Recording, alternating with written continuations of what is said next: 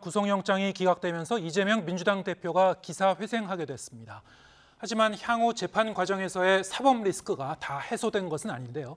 쟁점부터 이후 전국의 여파는 어떨지 신인규 변호사, 장윤미 변호사 두 분과 함께 관련 내용 짚어보겠습니다. 어서 오세요. 네, 안녕하세요. 네, 안녕하세요. 자, 먼저 법원이 영장을 기각하면서 결정문에서 밝힌 기각의 사유를 좀 짚어보겠습니다. 일단 위증교사 혐의에 대해서는 소명이 됐다고 했고 백현동과 대북송금 의혹은 다툼의 여지가 있다 이렇게 얘기를 했는데 어떻게 보셨습니까?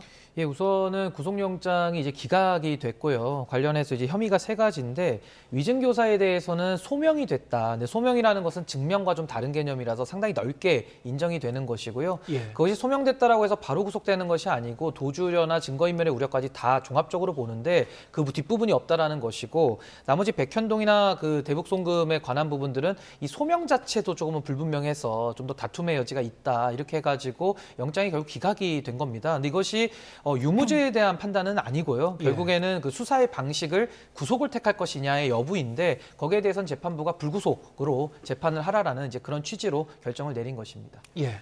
장 변호사님 어떻게 보셨습니까? 일부 언론에서는 검찰의 판정패다 이렇게까지 전망을 하고 있는데요. 판정패라는 평가는 논외로 하더라도 상당한 좀 제동이 걸린 것은 사실인 것 같습니다. 예. 지금까지 검찰이 견지해온 입장은 증거가 차고 넘친다는 것이었습니다. 발부에 굉장한 확신을 나타냈지만 법원은 일단 1차 성적표에서 그런 판시를 하지 않았습니다. 백현동과 관련해서는 이재명 대표가 굉장히 같이 관여했다라는 상당한 의심이 있는 것은 사실이지만 직접 관여했다라는 증거가 부족하다고 했습니다. 이건 범죄의 소명이 제대로 이루어지지 않았다라는 점이거든요. 쌍방울과 관련해서는 쌍방울의 김 전 회장과 사실상의 연결고리는 이화영 전 부지사일 수밖에 없습니다. 진술이 여러 차례 바뀌기도 했었죠. 검찰도 그 부분에 상당한 좀 집중을 하기도 했는데 초기에 이재명 대표와 무관하다고 이야기했던 그 수사기관에서의 진술, 임의성이 없다고 보기 어렵다. 이 말인 즉슨 이것이 진실이라고 볼 수도 있고 거짓이라고 함부로 배척할 수 없기 때문에 이재명 대표가 쌍방울 대북 송금 의혹과 관련해서 직접 관여했다는 부분도 물음표라는 취지의 판결이 나온 부분이 있어서 검찰 수사에는 다소 제동이 걸릴 수밖에 없는 상황인 것 같습니다. 네. 일단 크게 두 가지로 볼 수 있을 것 같은데 범죄 혐의가 얼마나 소명이 됐느냐 그리고 지금 핵심 쟁점이었던 증거인멸의 가능성을 어떻게 봤느냐. 말씀하신 대로 증거인멸 가능성은 인정하지 않았고요. 그리고 이 위증교사 혐의에 대해서 이 소명이 됐다고 본 점, 일반적으로 봤을 때 위증교사 혐의는 소명이 됐다고 하더라도 일반인이라고 하더라도 보통 이런 도주나 증거인멸 가능성까지 해서 이 구속영장이 발부되는 경우는 별로 없습니까?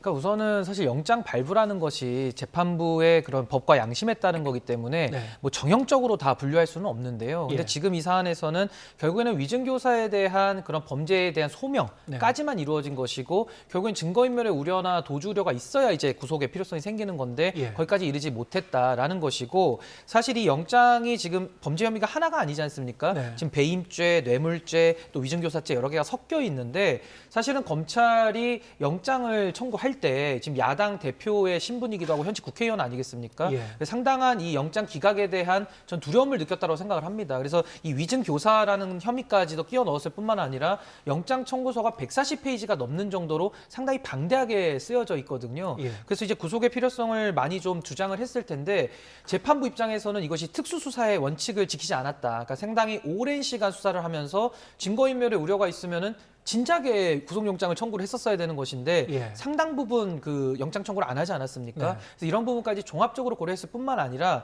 또한 이제 그 당사자의 직업이나 건강 상태까지 고려를 하거든요. 예. 그래서 이런 부분을 종합적으로 봤을 때 영장을 기각하고 이제 불구속 상태에서 기소하는 것이 맞겠다라는 판단을 내린 것으로 보입니다. 네.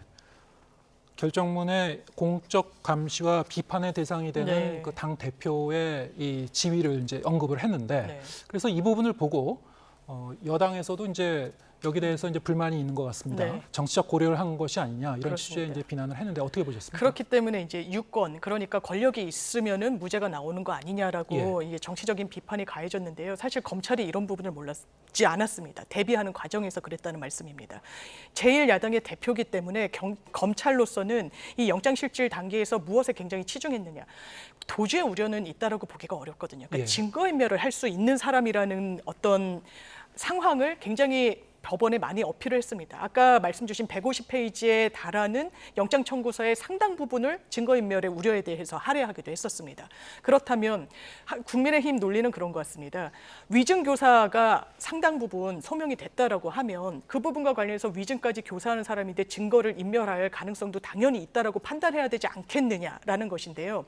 일단 법원은 나눠서 분별해서 본 것 같습니다. 위증교사 혐의는 검찰이 영장실질 단계에서 녹취를 재생을 했습니다. 비교적 법원 입장에서는 혐의가 뚜렷하다고 보는 겁니다. 혐의가 뚜렷하다고 보면 이 말인즉슨 녹취록까지 확보된 상황에서 인멸할 증거는 없다라고 보는 것이거든요. 그래서 그 부분에 대해서는 판단을 내린 것이고 법원 입장에서는 백현동과 쌍방울은 소명이 다소 부족하기 때문에 위증교사의 다른 별건의 사건이 뭔가 혐의가 있다라고 해서 이 나머지 두 사건에 대해서도 증거인멸이 기계적으로 다 성립할 것이다 이렇게 판단을 내리기 어려웠던 측면이 있습니다. 네.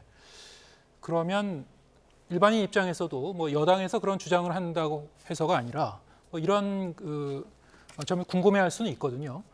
그렇다면은 굉장히 유명한 사람이라든가 외부에 많이 노출돼 있는 사람, 대중의 이 감시에 노출돼 있는 사람 같은 경우에는 증거 인멸 가능성 인정하기가 어려운 건가? 일반적으로 보더라도 어떻습니까? 다른 사례에서는 어떻게 좀 법원이 판단하고 있습니까? 근데 이제 사실 그 유명인이라고 해서 뭐 달리 보고 할 건 없지만요. 지금 우리 장윤미 변호사님 설명해 주신 대로 지금 이 두 사안을 좀 분리해서 봐야 됩니다. 사실은 지금 백현동 사안하고 쌍방울 사건에 대해서는 이 죄목 자체가 이거는 배임죄고 뇌물죄이기 때문에 상당히 규범적인 해석이 좀 필요한 부분이라서 반대로 말하면은 변호인의 조력을 받거나 방어권을 행사해야 될 필요성이 더 크기 때문에 불구속으로 이제 수사를 한다라는 결정인 것이고 이 위증교사에 대한 것도 위증교사의 혐의 자체만이 지금 사실상 부각이 된 것이지 거기에 대한 증거인멸 가능성은 논리적으로 사실상의 또 구속의 필요성이 없다라는 또 반증이 되거든요. 예. 그래서 이제 뭐 유명하기 때문에 이제 뭐 구속이 필요 없냐 이것은 사실 이재명 대표에 대한 그 야당 대표라는 신분 자체가 공적 감시의 대상이기 때문에 사실상에 이제는 증거인멸할 우려가 상당 부분 적다라는 하나의 논거로서 그것이 작용된 것이지 예. 그 본안에 대한 판단에는 저는 크게 영향을 주지 못한 것이다 저는 이렇게 봅니다. 예, 알겠습니다.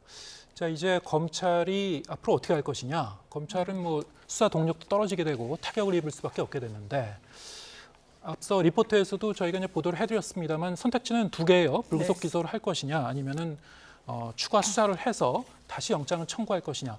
일반적으로는 기소 쪽으로 다 예측을 하시는 것 같은데 맞습니다. 어떻게 보십니까? 영장 재청구를 어떠한 사정 변경 없이 그러니까 수사에 유의미한 진전이 없이 다시 한번 재청구를 해서 다른 법관에게 판단을 받아보겠다.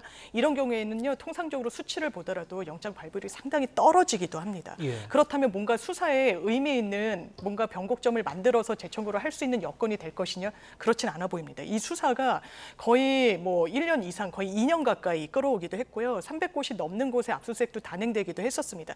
이미 수사는 무르익을 대로 무르익었는데 영장이 발부되지 않았다는 그 하나의 그 사실관계 때문에 뭔가 더 추가를 수사한다라고 하면 또 정치적인 수사 아니냐는 꼬리표도 검찰로서는 생각할 수밖에 없을 겁니다. 그렇기 예. 때문에 사실상 불구속 기소 쪽으로 가닥이 잡혀가는 것 같습니다. 예. 신 변호사님도 동의하시는 거죠? 그 그러니까 아무래도 부분에서? 이제 예. 영장을 재청구하기 위해서는 소위 말한 이제 스모킹건이라고 하는 예. 그런 증거들이 더 나와야지 영장 청구를 다시 해볼 수 있을 텐데 이게 지금에 와서 또 그런 스모킹건과 같은 주요 증거를 지금 와서 확보한다라는 것은 너무 수사가 예. 장기화됐고 오래 진행되어 온 면에 비추어 봤을 때는 저는 매우 좀 현실적으로 좀 어렵다고 보고요. 또 하나는 야당 대표 신분임에도 불구하고 이제 총선이 이제 또 다가오고 있지 않습니까? 예. 그렇다면 좀 더 정치적인 공간이 더 열리지 않기 때문에 저는 검찰 입장에서는 영장을 재청구하는 것은 너무나도 그 역풍에 대해서 부담해야 될 부담이 크기 때문에 저는 재청구는 좀 매우 어렵다 저는 이렇게 봅니다. 예.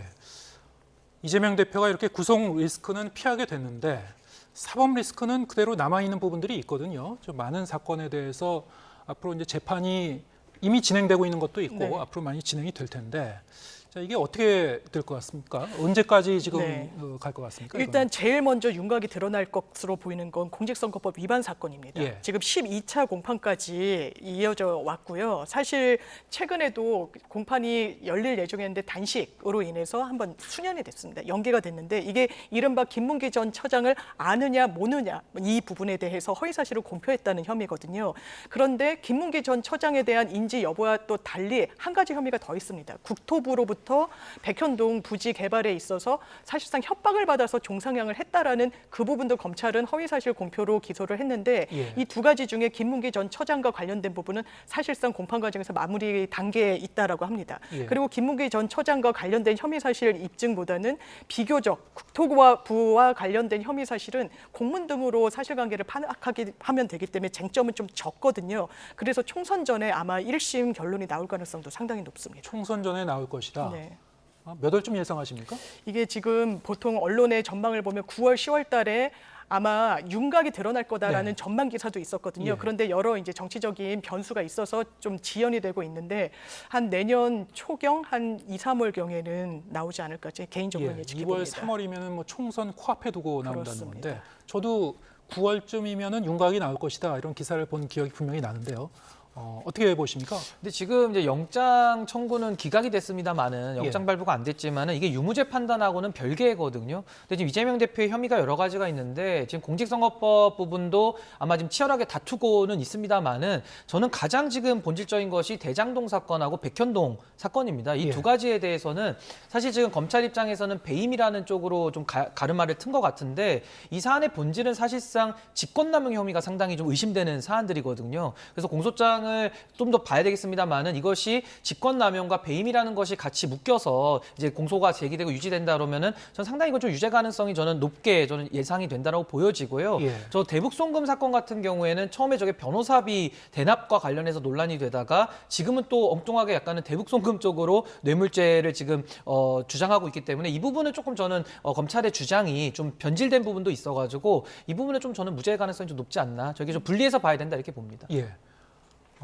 말씀하신 대로 지금 그 재판이 좀 지연되고 있는 것 같아서요. 네. 총선 전에는 나오는지 좀 봐야 될 것 같고 지금 관련된 사건이 워낙에 많기 때문에 그러면은 우리가 이제 대선까지 얘기하기에는 좀 아직 그 먼 미래이긴 합니다만 전부 다 이 사건 아울러서 재판 일정이 전부 다 끝나고 최종 심까지 마무리가 되려면은 대선 직전에 마무리가 될 거라고 보십니까? 어떻게 상당히 보십니까? 어려울 것 같습니다. 어려울 것 같습니까? 이를테면 쟁점이 많고 정치인과 관련해서 언론의 주목도가 높았던 울산 이른바 하명수사 사건 같은 경우에 3년 8개월이 걸렸다라고 예. 나오고 있습니다. 이 말이 즉슨 1심만 그랬다는 거거든요. 그 건은 물론 피해자도 많고 하긴 하지만 법적 쟁점이 상당히 많습니다. 대장동 건, 백현동 다 100억 원이 넘는 수백억 원대의 배임과 관련해서 쟁점이 되고 있습니다. 예. 이번에 영장실질 담당하는 판사도 이렇게 물었다는 겁니다. 지자체장에게 산하 기관에 대한 배임으로 기소한 전례가 있느냐라고 물었다는 겁니다. 이 말인즉슨 판사도 어떤 선행되는 판례를 찾지 못했다는 소리예요. 그러면 굉장히 이례적인 기소인 건 맞습니다. 그렇다면 이 부분과 관련해서 상당히 리딩 케이스가 될 수밖에 없는데 그러면 더 시간이 걸릴 수밖에 없습니다. 대선을 이게 최종심 대법원 단계까지 다 갈 수밖에 없는 그런 쟁점들의 사건인 걸 감안하면 대선 국면도 또 이 사법과 관련된 쟁점들이 계속해서 환기가 될 것 같습니다. 예. 대선 국면까지도 계속 이 사법 리스크를 안고 갈 가능성이 높다. 그렇게 보십니까? 그러니까 지금 이 대장동 관련된 건 사건 기록만 거의 수만 페이지에 이를 정도로 상당히 방대한 내용들이고요. 예. 이재명 대표가 사실 성남시장 재직 시절부터 그러니까 상당히 그 시간을 거슬러 올라가야 되는 사건들이거든요. 그 동안에 또 관련된 분들도 너무 많기 때문에 이것을 이제 재판부가 이제 신속하게는 하겠습니다만은 결국 불구속 재판을 하다 보면은 일단 길어지게 돼 있습니다. 그래서 저도 다음 대선 뭐 3년 반 정도 남았습니다만은 그때까지 아마 대법원의 결정이 다 마무리되기는 쉽지 않아 보인다. 그래서 예. 매우 장기화될 것이고 이 사건을 둘러싼 정치 쟁점의 논란도 저는 끊이지 않을 것으로 예상을 합니다. 예, 알겠습니다. 자, 민주당은 지금 이 윤석열 대통령의 사과 그리고 한동훈 장관의 파면을 요구하고 나섰습니다. 자, 한동훈 장관의 파면을 요구했는데 일각에서는 앞으로 해임 건의나 탄핵까지도 갈 수 있다. 뭐 이런 얘기도 나오고 있어요. 어떻게 보십니까? 일단 민주당에서 해임 건의안 한덕수 총리에 대해서 최근에 가결시킨 상황이죠. 그리고 탄핵과 관련해서도 이상민 장관에 대해서 헌법재판소의 판단을 받았지만 결국에는 이제 소기의 성과를 거두지는 못했던 부분이 있습니다. 한동훈 장관에 대해서 물론 정치가 제대로 가동되는 국면이라면 저는 대통령께서 경질 카드도 한번 생각은 해보실 수 있다고 생각합니다. 왜냐하면 이게 대통령에게 부담이 되는 상황으로 가고 있기 때문에 그런 건데요. 지금 그럴 가능성은 다소 없어 보이고 이미 여러 카드를 해임 건의안 그리고 탄핵 카드를 다 사용한 상황에서 국민들 보실 때 이거 너무 빚진 거 아니냐라고 판단하실 수도 있는 부분을 염두는 둬야 될 것 같습니다. 예. 그렇기 때문에 대통령에 대해서 계속해서 공식적으로 사과를 요구하지만 실제적으로 이 카드를 정말 국회 과정 중에서 꺼내들지는 한번 지켜봐야 될 것 같습니다. 예. 실제로 행동에 옮길지는 좀 아직은 미지수다. 예, 어떻게 보십니까? 우선은 한동훈 장관은 국무위원 신분이고요. 법무부 장관이기 때문에 정치적 중립성이라고 하는 그 헌법에서 부여한 의무를 강하게 요구받는 자리거든요. 근데 한동훈 장관이 지금까지 보여온 모습은 상당히 좀 편향돼 있는 모습을 보인 것도 사실이고 공무원으로서의 중립 의무를 지켰느냐에 대해서는 비판이 많은 것도 사실이거든요. 그렇다면은 민주당 입장에서는 한동훈 장관에 대해서 해임 건의안은 충분히 고려해 볼 수가 있는데 이것은 또 실효성이 없어가지고 효능감이 없는 문제가 있어서 예. 저는 굳이 만약에 이제 국무위원에 대한 견제를 한다면 이제 탄핵소추안이 하나가 유일하게 남을 겁니다. 네. 근데 탄핵소추안이라는 것은 국회에서 의결은 할 수 있겠습니다만은 결국 헌법재판소에서 중대한 헌법과 법률 위반으로 결국 사법적 판단을 또 하는 거거든요. 네. 그렇기 때문에 지금처럼 누적되어 온 그런 무능과 실정보다는 뭔가 구체적이고 확실한 법규 위반이나 중대한 헌법 위반이 있다라고 하면 그때 가서는 탄핵소추안을 저는 민주당이 고려해 볼 수 있을 것이다. 지금은 조금은 시기상조 아니냐 저는 이렇게 봅니다. 예, 알겠습니다.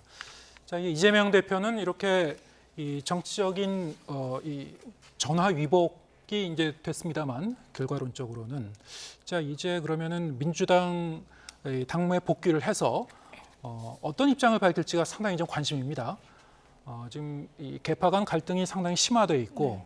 특히 비명계에 대해서 이재명 대표가 어떤 태도를 보일 것인가 어떻게 보십니까? 최근에 SNS에 가결되고 여러 정치적 혼란 상황이 있을 때 이재명 대표가 SNS에 글을 올립니다. 요지는 굽힘없이 정진하겠다는 겁니다. 지금 이 법원의 결정에 따라서 상당히 정치적인 어떤 생명이 좌지우지되는 상황이었던 게 맞습니다. 그런데 법원이 범죄의 소명과 관련해서 다소 물음표를 친 부분이 있기 때문에 사법 리스크는 어느 순간 수면 아래로 갈 수밖에 없는 국면에 잦아든 것도 사실입니다. 그렇다면 총선까지 이른바 친이 체계로 그리고 단일 대우로 민주당으로서는 총선을 대비하는 국면으로 갈 수밖에 없을 것이고 이 과정 중에 이른바 비명, 반명과의 화합을 이룰 것인가가 과제로 놓여 있는 것은 사실이지만 지금 뭐 색출이다 뭐다 물리적으로 가능하지도 않고 이런 부분 정치적으로 상당히 좀 반발을 살 수도 있는 부분이어서 지금 민주당에서는 앞으로 나아가는 데 있어서 뭔가 단일 대우를 구축하는 그런 자세가 필요해 보입니다. 네, 이재명 대표가 그러면 복귀 후에 네. 통합의 메시지를 낼 거라고 보십니까?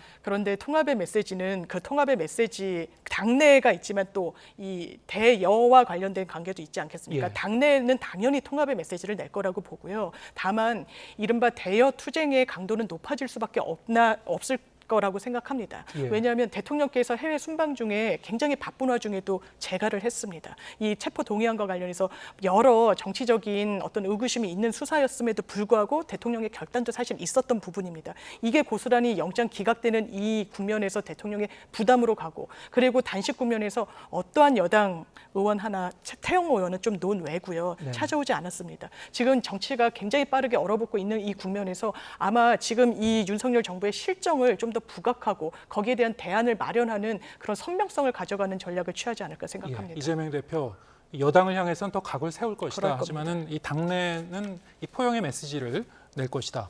지금 말씀하신 대로 이 비명계 특히 이 가결표를 던진 의원들에 대해서 그럼 어떻게 할 것인가, 제재를 할 것인가.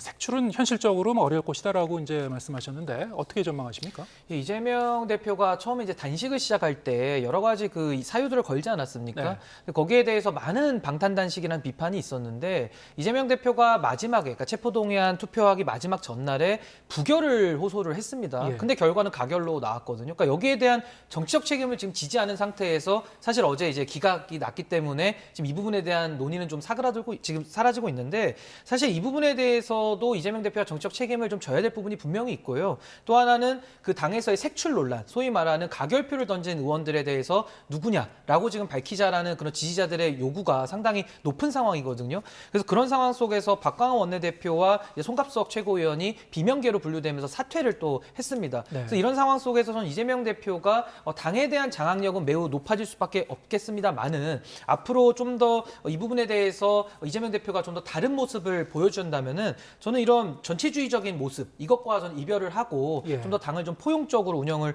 해야 될 것이고요. 일부 극성적인 지지자들이 뭐 색출하겠다라고 계속 나오는 부분에 대해서도 대표로서 메시지를 내서 어느 정도 거리를 좀 둬야지만 민주당이 국민들의 좀 선택을 더 받을 수 있는 가능성이 높아진다 이렇게 예. 봅니다. 특히 송갑석 전 최고위원의 후임 인선을 어떻게 할 것인가가 상당히 관심인데요. 그렇습니다. 이 인선을 바로 할 것 같습니까? 아니면 좀 미뤄둘 것 같습니까? 바로 하지 않을까 싶습니다. 그런데 굉장히 상징적인 인선이었죠. 왜냐하면 지명직 최고위원이었던 거 아니겠습니까? 예. 그래서 이른바 개파색채가 좀 덜하고 친이로 분류되지 않는 의원을 사실 지명을 했던 부분인데 이 부분에 대해서도 본인의 친정체계를 계속해서 구축해 나간다면 공석으로 둘 이유가 없을 것 같습니다. 예. 다만 그렇다면 종전에 당대표에 처음 취임했을 때처럼 화합형 인사를 할 것인가 아니면 총선을 앞두고 뭔가 그 체계를 좀 공고하게 구축하는 측면에서 친이 의원을 또 지명할 것인가 아마 후자 쪽의 가능성이 좀 더 열려 있다고 보여집니다. 예. 일단 어떤 분을 인선하느냐에 따라서 향후 이재명 대표의 노선이라든가 입장을 좀 우리가 가늠해 볼 수 있을 것 같은데 어떻게 전망하십니까? 그래서 송갑석 의원의 자리를 이제 지명직 최고위원이기 때문에 이재명 대표가 이제 아마 돌아오면 가장 먼저 지명을 할 걸로 보여지거든요. 그래서 아무래도 민주당 안에도 사실은 뭐 지금 친 이재명계 아니면 친 이낙연계 뭐 여러 가지 계파 갈등이 있는 걸로 알려져 있습니다만은 그래도 또 중간지대에 상당히 좀 온건하면서 색채가 옅은 분들도 있거든요. 네. 그래서 이런 분들을 임명을 하면서 뭔가 당내에 통합의 메시지뿐만 아니라 그런 행동까지 이어진다라고 한다면 이재명 대표의 그런 진정성이 당내에서 좀 통할 가능성도 있겠습니다만은 만약에 이제 돌아왔는데 또 본인과 가장 결을 같이 하는 사람을 지명직 최고위원으로 임명한다 그러면은 아마 그 비명들도 이재명 대표의 진심을 믿을 수 없다라고 하면서 총선을 앞두고서는 상당히 당내에 좀 내홍이 더 심화될 가능성은 더 높아 보인다 이렇게 봅니다. 그랬을 경우에는 어떻습니까? 뭐 탈당이나 분당 사태도 예상해 봐야 되는 겁니까? 어떻습니까? 총선을 앞두고 네. 혹시 뭔가 그 민주당 내에서 한 지붕 안에 있을 수 없다라는 의견이 있지 않겠느냐. 뭔가 이런 이야기들이 많이 나오고 전망도 있지만 그런 체계로 총선을 치르면은 승리하기가 어려울 겁니다. 지금 윤석열 대통령 체계와 지금 박근혜 전 대통령 이야기가 계속 나오면서 그 부분과 관련해서도 내가 친박의 이름으로 선거를 치르는 사람들에게 내 뜻이 투영된 것은 아니다라는 취지로 뭔가 질서를 잡아가고 있는 국면이 있습니다. 지금 민주당도 뭔가 쪼개진다거나 제3지대가 있으면 표심이 갈라지지 않겠습니까? 이거는 필패 전략이라는 걸 내부에서도 정확히 알고 있을 것이기 때문에 그렇지 않게 나가는 방향으로 공천이든 뭐든 이루어질 수밖에 없다고 생각합니다. 예. 자, 이제 정치권의 관심은 10월 11일 치러지는 서울 강서구청장 보궐선거입니다. 이게 총선 이전에 치러지는 선거이고 여론의 풍향계가 될 것이다. 어느 쪽이든 지는 쪽은 상당히 좀 타격을 입을 수 있다. 뭐 이래서 초미의 관심사가 되고 있는데요. 시간이 얼마 남지 않았어요. 이번 그 영장 기각, 이 대표의 영장 기각이 이 강서구청장 선거에도 어떤 그 변수가 될 거라고 보십니까? 어떻게 보십니까? 예, 우선은 강서구청장 이제 보궐선거인데요. 예. 지금 이 후보군을 보시면은 이제 민주당에서는 진교훈 후보를 이제 전략 공천을 했고 또 국민의힘에서는 김태우 후보를 이제 경선을 통해서 이제 후보로 냈거든요. 근데 그 후보를 내는 과정에서 뭐 대통령의 사명권 남용이라든지 뭐 당의 사유한 논란이라든지 또 여러 가지 잡음이 있었던 것도 사실이거든요. 그래서 이러한 구도 속에서 국민의힘은 원래 어려운 선거를 좀 해야 되는 상황인데 게다가 이제 어제 또 영장이 기각이 되면서 상당히 지금 이재명 대표에게는 정치적인 힘이 좀 실리는 단기적으로 그런 움직임이라서 저는 강서구청장 선거가 원래 국민의힘이 어려운 선거지만은 지금은 조금 더 어려워진 그런 상황 아니냐 저는 그렇게 보고요. 근데 그 이후에 뭐 선거를 졌다 그래가지고 뭐 김기현 대표 체제를 흔들거나 뭐 그 대표 체제를 바꿀 만한 또 그런 동력까지는 보이지 않아서 아마 패배는 저는 예상이 됩니다만은 지도 체제는 그대로 좀 유지되면서 가지 않을까 저는 그렇게 예상을 좀 합니다. 설사 진다고 하더라도 어느 정도 격차로 지느냐 이것도 변수 아닙니까? 그거는 상당히 좀 유의미하죠. 왜냐하면 수도권의 총선 표심을 앞두고서 좀 예측해 볼 수 있는 부분이 있기 때문에 아마 국민의힘 입장에서는 겉으로야 좀 이긴다고는 다 얘기는 하지만은 아마 속내는 그래도 지더라도 최소한 뭐 한 자릿수 내로 좀 지는 격차를 줄이자 아마 이런 식의 전략을 쓸 것 같은데요.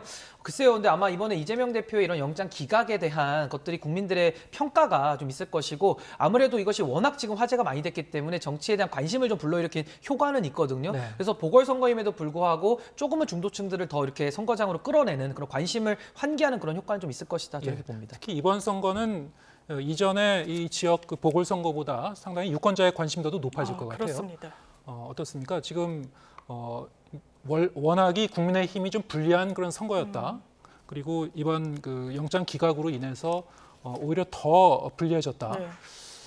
근데 역으로 생각해 보면은 그럼 여권 지지층이 또 결집할 가능성도 없지 않아 있거든요. 어떻게 전망하십니까? 의외로 또 투표율이 낮아서 여권으로서는 호재일 수 있다라는 평가도 나오기는 하는데요. 예. 일단 강서구청장 선거는 이 국민의힘이 민주당의 실패에서 교훈을 얻을 필요가 있다라고 생각합니다. 이 말인즉슨 서울시장 선거, 부산시장 선거, 민주당의 귀책으로 보궐선거가 치러지는데 당원 당규를 고치면서 공당이니까 후보를 내는 거다. 정치는 생물이다. 변수가 있는데 어떻게 후보를 내지 않을 수 있느냐 여러 논리로 후보를 냈습니다. 본인들의 귀책으로 선거가 치러지는 국면이었음에도 불구하고 국민들로부터 심판받았습니다. 이 부분은 더 강도가 세다고 생각합니다. 예. 본인이 강서구청장으로 있다가 대법원에서 유죄 확정 판결을 받아서 보궐선거를 치르게 됩니다. 그런데 그 당사자가 다시 나온다는 걸 유권자들이, 강서구민들이 어떻게 판단할 것인지, 그리고 이게 과연 정치의 정도라고 보실 것인지, 이 외부의 어떤 정치적인 환경도 별로 좋지 않은 상황에서 과연 유권자의 마음을 얻는 구도로 치를 수 있는 선거인지 좀 되묻지 않을 수가 없습니다. 예, 말씀하신 그런 내용 다 포함해서 자, 추석 연휴를 거치면서 민심에서는 이런 내용들이 어떻게 걸어질지 추석 연휴 직후에 나오는 여론조사 결과도 좀 상당히 주목해 봐야 될 것 같습니다. 오늘 말씀 여기까지 듣겠습니다. 신인규 변호사, 장현미 변호사 두 분과 함께했습니다. 고맙습니다. 감사합니다. 감사합니다.